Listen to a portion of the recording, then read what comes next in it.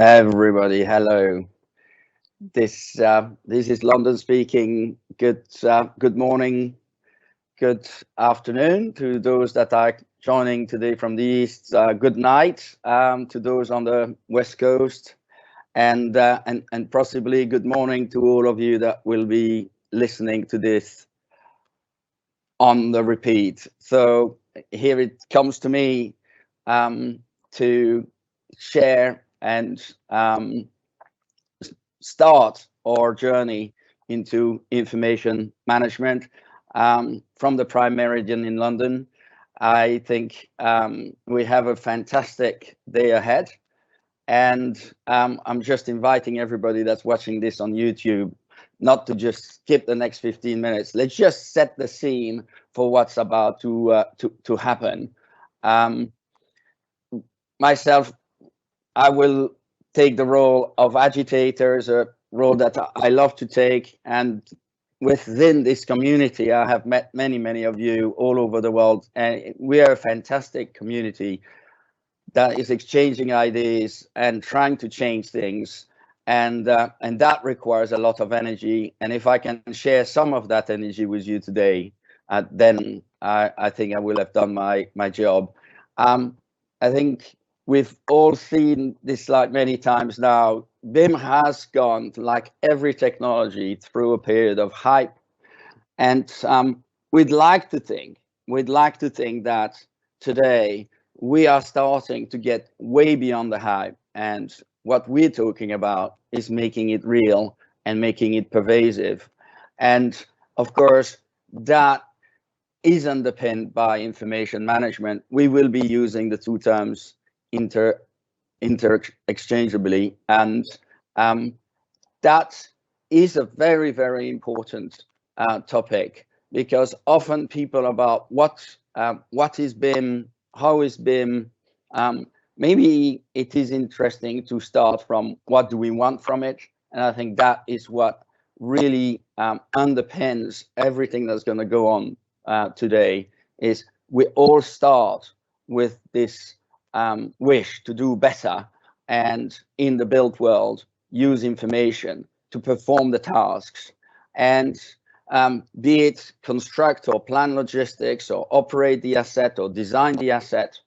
And this only really works if information management is in place. And that is quite abstract. That generates a lot of confusion, but that is central to achieving what we set off to do. And just taking a moment to reflect and says, we want better, but have we seen in our lifetime technology deliver better and deliver change? And I think we have. And if we think of BIM as the medium, the digital medium for our industry, then maybe we can reframe all the conversation we have as something that is at the same time abstract but important, at the same time theoretical and probably not connecting to what the daily lives of those clients are, or collaborators or colleagues, but connected back to the idea that in the 21st century, the world has gone digital. And we can be helped in many ways by just thinking of BIM as a medium, and remembering that that medium is absolutely central to changing how we do things. We seem not to see it, and we take it for granted. But today, no matter how large, we celebrate heroes. We'll be on the internet in the year 2000. This thing didn't build itself. Millions of people across every culture have been plugging things in, running cables across oceans, installing servers, building data centers, all to make this work. The web is incredibly exciting because it is the fulfillment of a lot of our dreams. I think that the web is going to be profound in what it does to our society.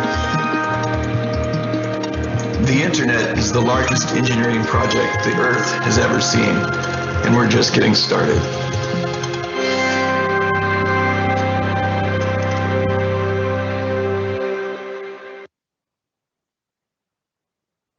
what you have just seen is the largest engineering project in the world. It was built in the last 40 years by information managers that built the internet. It is a new medium, and it had profound change. It brought completely new way of working. And of course, it was built by heroes. Mostly people don't know about these heroes. I think the heroes are not those that are on the screen. The heroes are the people that set up the cabling, the DNSs, the connectivity, the change in the business that suddenly created a new medium for us to do our work and to do everything we do in our life. But if we have to pick a few heroes, and every so often, it is important to just hook on some key concept. You know, the internet, if we think about how we go on it today, it goes through the browser. Mark Andreessen invented the browser. He wrote the first one, Mosaic, went on to create Netscape. Before that, that browser needed to sit on an information management layer, which was hypertext over an IP network. That was Tim Berners-Lee. And then before that, we had to create that network and that connectivity, and that's TCP/IP, and that's being served. So maybe we will have our BIM heroes like we have our internet heroes, but I think what remains is that this was, until today, the largest engineering project in the world. And I think until today, because what we are proposing to do is to look at how do we get our internet into the world. It is an exponential world. And so, you know, when you were building the internet and doing information management and connecting servers in the 80s and in the 90s, it felt like a hard work. It really, you felt like an outlier. You felt like you were talking about things that people didn't understand or people didn't value. And yet we know that today, 59% of the world population is on the internet. 4.7 billion people have made it, mostly mobile. So we are at the beginning of something that is as profound. But it is hard. What we have found is connecting businesses, connecting music businesses, connecting financial businesses, and bringing them in the digital world is somewhat easier. Our industry is different. The information we manage is different. The information that represents it is different. It's much more diverse. And this seminal study of boxing, I think people have seen many times before. Your challenge as information manager is that our industry, putting it into the digital medium, is a lot harder, but we will not give up. Where are we? I think we know we are an industry built on PDF. We are an industry built on Excel. When I do some research and try to find, you know, what's the level of information management that we are achieving, what we find is the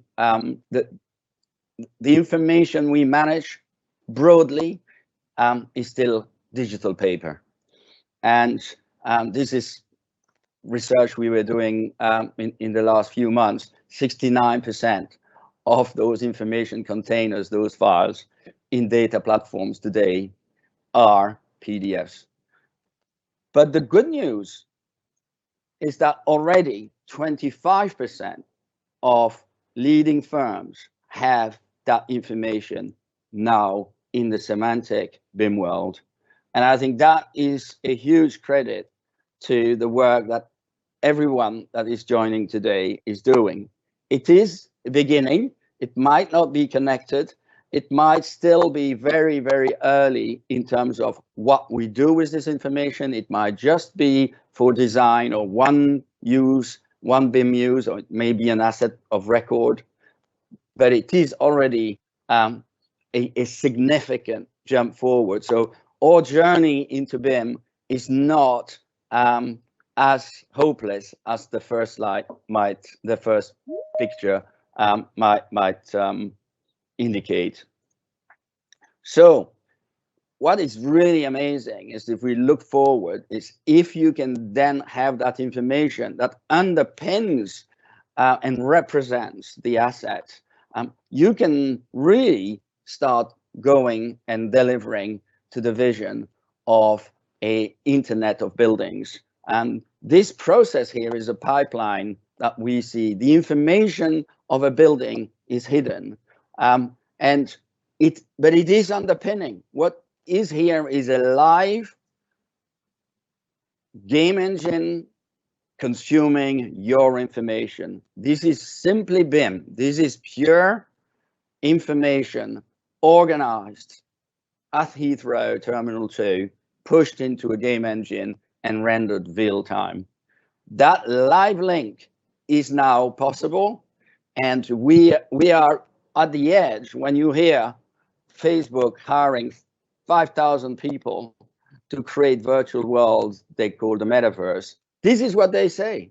What they're saying is, thank you, information managers. The information is now structured in a way that it can be consumed in a pervasive way, and people can really start making use of this information to make decisions, simulation, or even recreate a virtual version of it before, during, and after.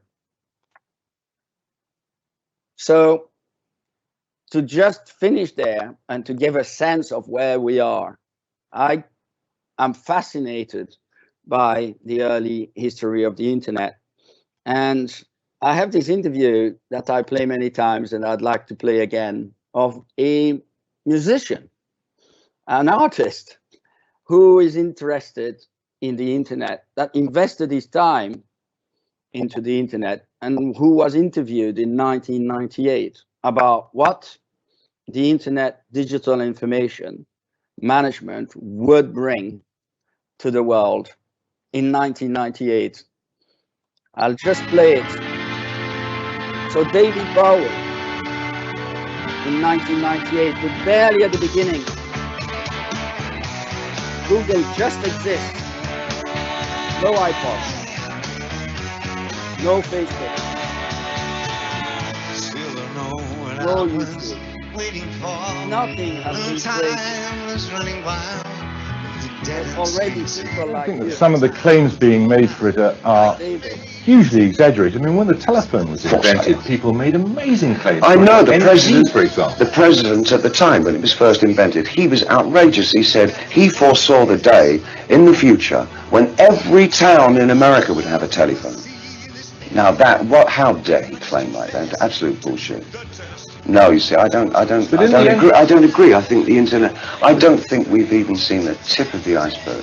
I think the potential of what the internet is going to do to society, both good and bad, is unimaginable. I think we're actually on the cusp of something exhilarating and terrifying. It's just a tool, though, isn't it? No, it's not. No. No, it's an alien life form. What do you think, I mean, when you think then about the Is future there life on Mars? Yes, it's just landed here. But it's simply a different delivery system there. You're arguing about something more profound. Oh yeah, I'm talking about the actual context, and the state of content is going to be so different to anything that we can really envisage at the moment. The day's never seem the same. And these children that they spit on as they try to change their world.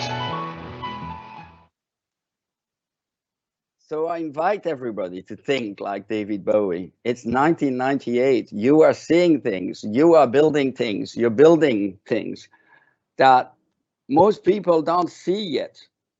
But you are right. This is underpinning how the built world will work.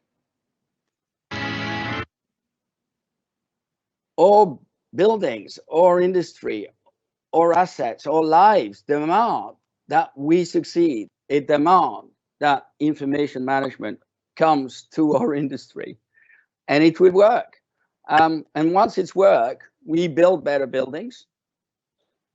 we build the buildings better, we can deliver them better, and then in the end, you know, those buildings, they have a purpose. They are better schools, they are better train stations, they are better stadia, they are better museum like this one in Abu Dhabi. It is a very exciting moment to think that through information management, which is this abstract medium, but nonetheless, which underpins how we go to better. And that, I think, is the exciting day that we have ahead, is we have all those people in the room to exchange the story of how they did better. If you can connect this idea and go out and speak to the world about the work we do, not because we are fascinated with the pipe, with the information management, with the medium. We don't want to talk about that. We want to talk about how important it is to do it so that we can get to what our audience wants, which is better outcomes. Have an amazing day. I will hand over to the first group, and really looking forward to listening about how everyone is mobilizing information management, their battles, their heroic battles, their successes, their failures, on how this journey that we are all together on is being won, and more importantly, how as the community of people that are joining today, and I would like to finish there to thank Ralph for getting us all together in this medium of the internet, video. It's gonna be amazing when we meet again, but what an amazing achievement to all commit and be here. So I'm handing over now. Making technology work is in this industry is hard. I'm not exactly sure how I hand over, but have an amazing day and reach out. We are all one community.